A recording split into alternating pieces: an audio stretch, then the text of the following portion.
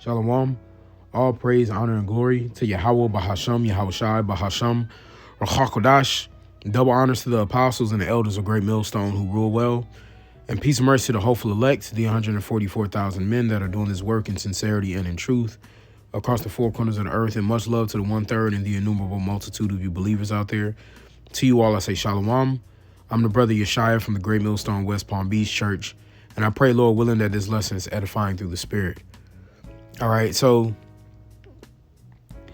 I'm not quite sure on the title, but I just watched a movie on Netflix entitled A House of Dynamite. All right, and I'm gonna say this off top. Ultimately, it's one of the largest cliffhangers of all movies that I've ever seen in my life. However, we know the ending. Hey, Carlo Yabashim Shot. This is the first time I felt, at first I was frustrated because I wanted to have a certain ending. But the beautiful part is we already know it, brothers. Oh, man. The rest of the people who are not in the know, they'll be having that feeling of hope, of hope in the world that, and look, I'm going to say some, what do they call it? Some spoilers in this, man. And so I know how it is. You don't want to hear the spoilers. You want to watch the movie for itself. But it was basically like a thriller suspense movie. But it was about Babylon's destruction. And boy, oh boy, did they paint how it could actually happen. And I will say this. Not knowing who your enemies are. This shows so many things in this. Not knowing who your enemy is or who's attacking can leave you in a very vulnerable position. All right. And this movie embodied the scriptures so much, man. And this is this is basically about the thermonuclear destruction. Okay.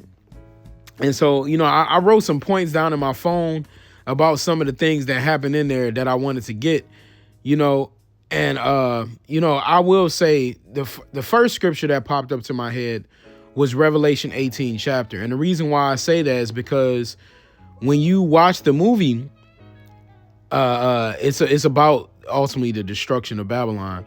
But when you watch the movie, they said there was one incoming ICBM missile. Okay, it was just one. And they were making all these different plans based on just one coming in. And so they said, guess how much time? We be saying, you get 30 minutes notice. They got 19 minutes. A 19-minute notification that a nuclear missile was about to hit a United States city. Okay. And so when they said 19 minutes, the time that they showed the very first time on the clock was Revelation 8. I mean, excuse me, not Revelation, forgive me. The timestamp was 18 minutes and 39 seconds. So I instantly thought of Revelation 18. I was hoping it was 39 verses in Revelation 18, but it's only 24 verses in it. But nonetheless, I still thought about Revelation 18 because Revelation 18 is about the judgment of America. And so Esau throws things like in that, but you got to be in the spirit to see it. Okay. And so it says, they said they had 19 minutes to go before the first missile was hidden. And so there's so many nuances in this movie, man. Let me read this Revelation 18:5. It says, for her sins have reached unto heaven, and the Most High hath remembered her iniquities. Right? The wickedness of America has reached up into the Most High's eyes and ears, and he's remembered all the sin that's been done in this place. And see, they don't bring up things like that in the movie. They make it seem like your enemies are just attacking. But this is a godly judgment, a divine judgment due to America's great level of wickedness, man. All right. See, things like that, they don't show in the movie.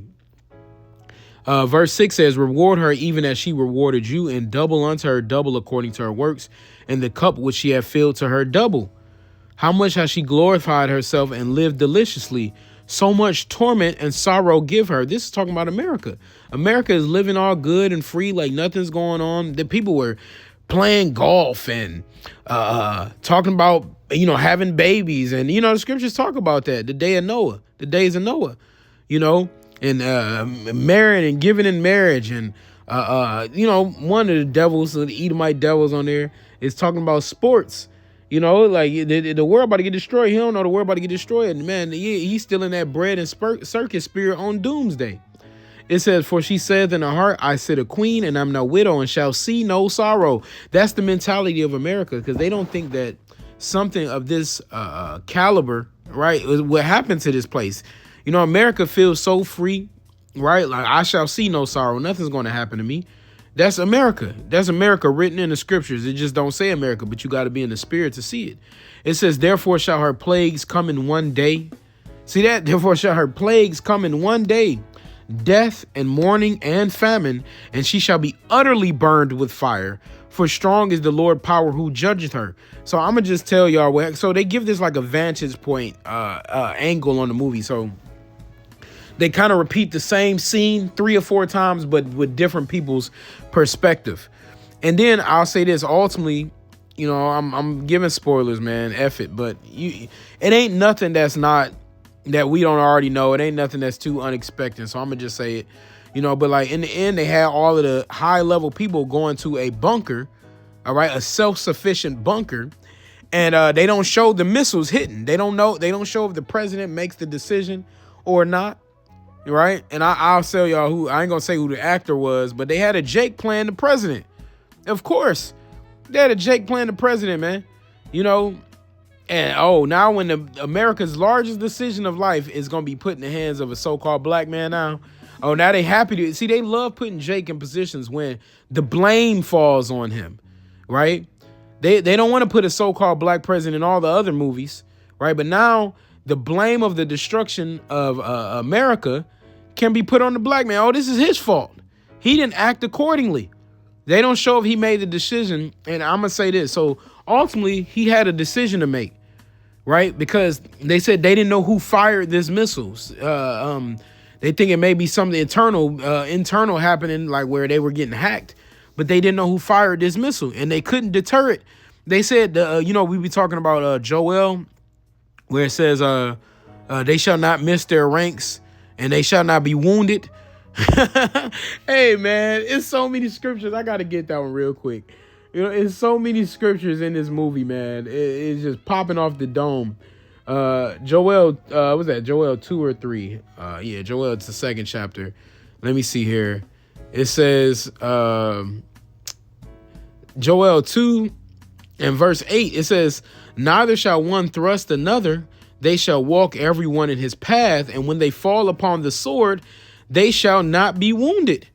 You see what I'm saying? So them missiles that's coming, they try these things called EKGs, you know, or EKBs. You know, basically, it says like shooting a bullet with a bullet. So you're trying to knock a missile out of space, trying to hit a bullet with the bullet. He said the chance of success is 61%. So he said basically it's a coin toss. You know, you don't know if you're gonna hit it or not. So then they had 2 of those, and they said we have 50 in our whole arsenal, so we need to reserve the other ones just in case other countries shoot off. So it was just one. And then they said all the armies in the world, man, all the armies in the world started, well, not all the armies, but different nations started to, how did they phrase it? He says they started to raise their ranks. He said North Korea, China, Russia, Pakistan, and Russia are raising their forces from sea, land, and air. He says, perhaps they are seeing our homeland is about to absorb a catastrophic blow and want to take advantage of that, or if this is a far more phased, coordinated assault with far worse to come. And if we do not take the steps to neutralize our enemies now, we will lose our window to do so. So basically, since they don't know who shot it, they're trying to make the decision. Should we just let them hit us, find out who it is later, and lose this one American city? The American city they targeted was Chicago, by the way. I'm like, man, Esau's so damn wicked. That's intentional. But nonetheless, after that, and that's all right. You know, my Chicago brothers, hey, whatever city come first, hey, you're going to be the first ones to get beamed up after those that are asleep, you know. But anyway, it says, they said, so either the decision was to fall back and let them get hit and trust the other countries are not going to do anything, or to retaliate and shoot against everybody, all of who they think are their enemies. So now I understand well, let me say this. Everything is up to the Lord. Let me say that, right? But I could see how this could possibly make these different nations want to shoot, because ultimately they could just be preparing themselves because nuclear war might be starting. But Esau just seeing them movement, he's seeing movement from these different countries, like we should hit them before they hit us. But this is where we understand prophecy, right? It says, oh, that's what I wanted, right? We understand prophecy and we understand these things that are written in here. This is Obadiah 1:1. It says, the vision of Obadiah, thus saith the Lord, power concerning Edom. We have heard a rumor from the Lord, and an ambassador is sent among the heathen. Arise ye, and let us rise up against her in battle. Behold, I have made thee small among the heathen, thou art greatly despised. So everybody hates America, and you can see why people are going to start, the countries might actually be retaliating, but really the Lord is putting the spirit on them to want to fight back, right? This is Revelation. Let me see here.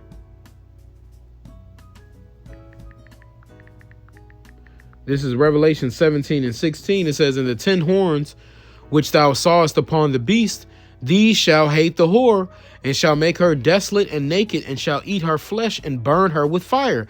So, starting with the EU and NATO, right? The beast system. Hey, these different countries, starting with the used to be the EEC, right? These different nations that have grown now, they're ultimately formulating to destroy Babylon, America. It says, these shall hate the whore, because this something like this could happen out of confusion. And instead of America just falling back and seeing what happened, because they said they could think we're weak and that they can take advantage of us now. So this is why you can't listen to Edomites in a matter of war too. They was like, it could have been an accident. Somebody could have hit something accidentally. We don't know. So they're like, let's attack them all before they attack us. So this could very much draw in to make all the other nations say, damn, why did they shoot? Why did they shoot against us? So now all of these missiles could be flown to destroy America. So when they thought it was just one missile and could have been one city, and now it's going to turn to 200 million thermonuclear warheads, man.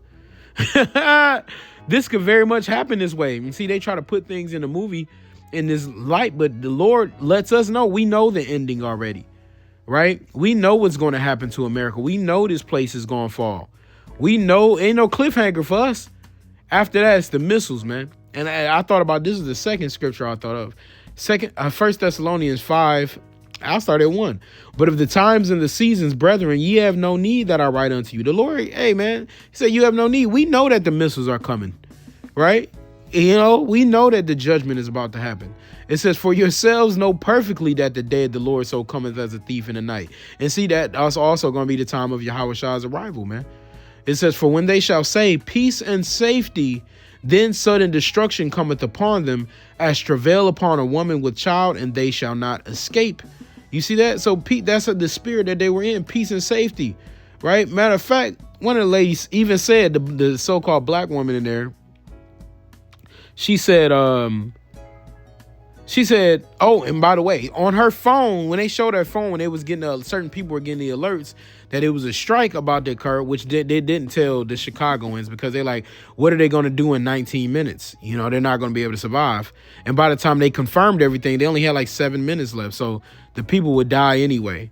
So they just didn't say anything. But then it says, on her phone, she had a boat, like an ark on her phone. They be putting little symbolism like that in there. It was a boat on her phone when she got the alert. It says, she said when she got on the phone, and guess what? She was basically the lead lady at FEMA, right? Which is Federal Emergency Management Agency. Okay. And we know about FEMA and the 10 FEMA zones, right? Revelation 11th chapter, right? It tells us that the whole, matter of fact, I'm gonna go there in a moment. She said, when she got on the phone, she said, are you telling me we are at war all of a sudden? And people were like not being truthful. The government always trying to reserve the chaos and the panic. She said, are you telling me we are at war all of a sudden? With who? Right? She's like, with who? And they didn't answer her. Okay. But she was the lady. She was the lady at FEMA, man. You see, and they have emergency evacuations for people that were of importance that they needed to preserve. Okay. And this is Revelation 11. In verse 13, it says, in the same hour was there a great earthquake. That's going to be those thermonuclear missiles destroying America. It says, in the 10th part of the city fell, and in the earthquake were slain of men 7,000. It said the 10th part of the city fell. That was going to be all of America, because America is divided into 10 FEMA zones. It's going all those regions are going to be destroyed by thermonuclear fire. So they're letting America know what's about to happen. Man, let me get today's date. Today is Monday, October 27th, right? And they're basically letting you know that World War III is coming and America is about to be nuked. They're telling you. But now the scriptures say, then you shall know that a prophet had been among you. They got to make movies like this. And that's why they didn't show the end, because they don't want to frighten you into believing that America's about to get bombed. But they know, based on the things that the men of the Lord have been speaking through the spirit and power of Yahweh Shem Shai, that this place is going down. So that's their way of warning you. Okay. It says, and then the earthquake were slain of men 7,000, which is a number of completion. So all the people who are in America, when those missiles come, are going to be destroyed. It says, and the remnant were affrighted and gave glory to the power of heaven. We're going to be giving praise to the Lord, and Lord willing, we be the elect. We're going to get beamed up out of here. It says, the second woe is past, and behold, the third woe cometh quickly. So this is like the woe, goes into destruction, the world wars. The third world war is coming quickly. You see? And it's going to come upon these people like a thief in the night, man. You know? It was so much little nuggets for the scriptures in here. And they had like terms like DPRK, that's the Democratic People of Korea. So that's the Korean. PLA, People's Liberation Army in Taiwan. They having little war and skirmishes with them. They had terms like SSBN, which stands for Strategic Submarine Ballistic Nuclear Missile. So those are missiles that are shot underwater. It says it refers to nuclear-powered submarine that carries and can launch ballistic missiles armed with nuclear weapons. Man, a part of this movie is something happened. I can't remember the exact scene. Oh, when the president called his wife towards the end, and she said, it's nuclear? I was like, man, I just said, call all y'all about Shemal Shah, man. It says, got emotional during that scene. I'm like, it's about to get real out here. These submarines, also known as boomers, are designed for stealth and strategic deterrence. So they're supposed to fight off underwater. They said they're somewhere in the Pacific to be able to fight off things, but you don't know who's shooting, where they're coming from. Ultimately, all the nations are going to shoot. So they said they didn't know what they were doing, but all of those nations were getting prepared to fight against America, man. All right. At one point, they said the other countries aren't answering their phones. And then when they did talk to other countries, it seemed like they couldn't trust each other. They're like, can you give me a promise of your word? They weren't giving each other's words, so everybody was untrusting, right? They said the other countries not answering. She says the whole world is calling each other at the same time, huh? She said it sarcastically. But hey, the beast shall hate the whore. They're going to be against you Americans, man. You so-called white people, it's time for you to be put to an end. Your rulership is over, right? We're looking for a new heaven and a new earth, right? One that dwelleth righteousness, not with this wicked devil running the earth. You so-called white people have your time and it's come to an end. And all of you people here, you 2/3 of you so-called blacks, Hispanics, and Native Americans, which are the Israelites, you're going to burn right with this devil, man. All right. And then they had on the list, New York had a low percent, but New York was the first city that popped up on the list for nuclear. I was like, man, that's the spirit. That's where the bulk of the apostles are. But the main city to be hit was Chicago with the highest percentage. Slight areas, panic started to ensue within the government. People started leaving, trying to find out what's important, things like that. Okay. And then they showed the Battle of Gettysburg. I meant to look that up real quick. I remember reading about that. But let me see. Battle of Gettysburg. So they had the Battle of Gettysburg reenactment. Okay. It says the Battle of Gettysburg was a 3-day battle in the American Civil War, which was fought between the Union and Confederate armies between July 1st and 3rd, 1863, and Gettysburg, Pennsylvania. The battle was won by the Union, is widely considered the Civil War's turning point, leading to an ultimate victory of the Union and of the preservation of the nation. So this is where a lot of Jakes were starting to fight in the war so they could get their freedom, but they were still treated like shit. Have a three-fifths of a man.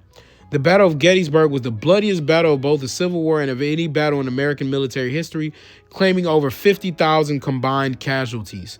You see that? So they had the Battle of Gettysburg during one of the scenes, and I couldn't help but think about this scripture, man. This is a man, Thawadi Yahweh Shema Shai, for the spirit to be able to see these things, man. For blessed are your eyes for they see, and blessed are your ears for they hear. This is Isaiah 9:5. It says, for every battle of the warrior is with confused noise. And that's what they were showing, just the gun showing off, popping off, And then it says, and garments rolled in blood. But this shall be with burning and a fuel of fire.